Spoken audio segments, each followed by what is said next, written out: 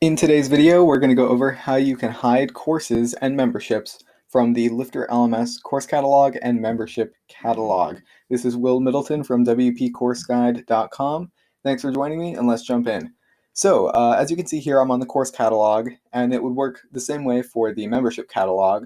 But what I'm going to do if I'd like to hide one of these courses or multiple of the courses, if maybe they're in development or I have some secret courses for instructors or maybe administrators teaching them how to use the site, for example. I'm not going to want these on the course catalog for students to see.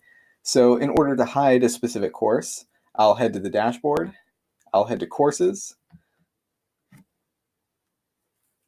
and from here I can select a specific course. I'll hide the social media marketing course.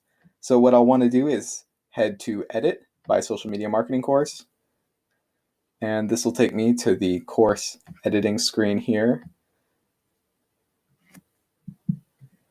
All right, and as you can see here in the corner, status and visibility, what I'm going to look for is the catalog and search visibility. And as you can see, it's currently visible, but I'm going to click on that.